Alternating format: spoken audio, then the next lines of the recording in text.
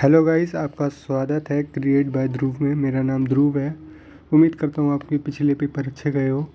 आपका financial accounting का paper है फर्स्ट सेमेस्टर बीकॉम ऑनर्स का।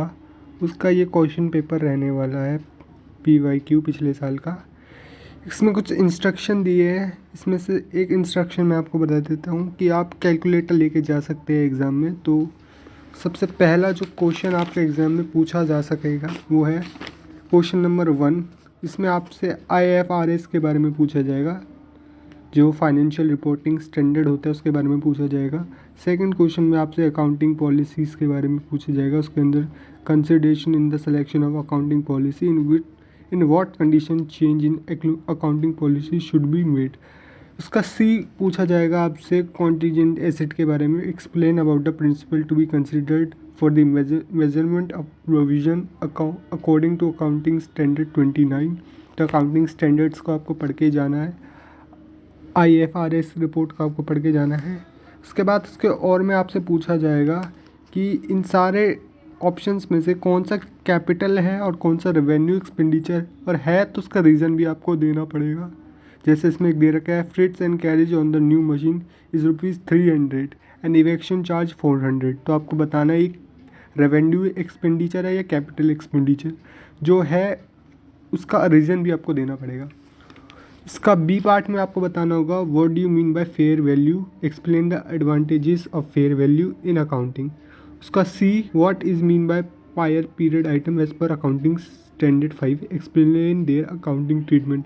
तो ये फर्स्ट क्वेश्चन रहेगा। इसमें आपके पास दो चॉइसेस रहेगी, मैंने या तो फर्स्ट कर लीजिए या फिर इसका और कर लीजिए।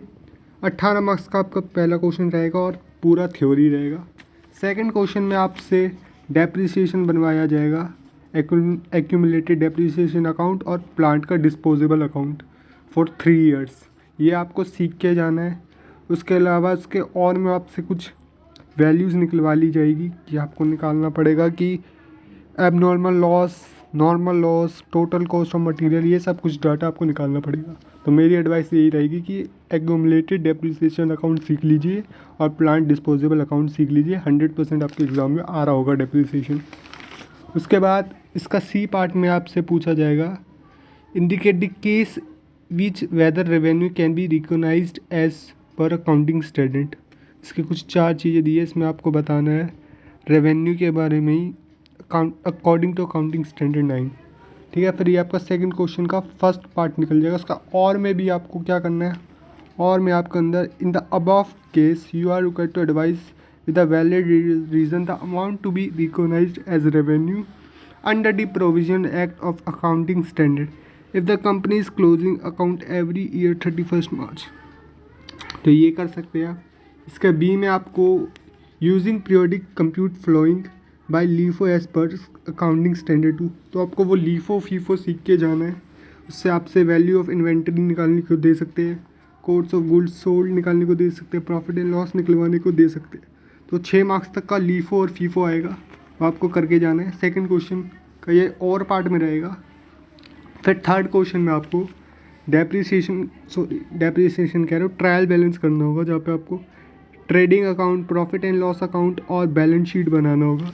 ये सारा डाटा दिया है, डेबिट साइड का, क्रेडिट साइड का। फिर कुछ एडजस्टमेंट दे रखी है, वो आपको देखनी होगी। या तो ये कर लीजिए या फिर इसके और में आपको दिया है line the club has following balance on 31 January 2023। ये कुछ डेटा दिया है। How will you deal with the above item while preparing the income and expenditure account. आपको इनकम और एक्सपेंडिचर अकाउंट बनाना होगा for the year end 31 December. इस balance sheet को देखते हुए आपको इनकम एंड एक्सपेंडिचर अकाउंट बनाना होगा। ये आपका 6 मार्क्स का आएगा। ट्रायल बैलेंस का ये पूरा क्वेश्चन 18 मार्क्स का आएगा। या तो ये कर लो या तो ये कर लो। इसका एक पार्ट ये है, इसके 2 पार्ट और मैं बता रहा हूँ। दूसरे पार्ट में आपको calculate the amount of subscription to be credited to income and expenditure account while preparing subscription account. या आपको सब्सक्रिप्शन अकाउंट बनाना पड़ेगा। मैं आपको एडवाइस दूंगा कि आप ट्रायल बैलेंस ही करिएगा। आई तो इसका C में आपसे पूछा है how will you deal with the following item while preparing the income and expenditure account for the year ended 31 December 2022 and balance sheet as on the date.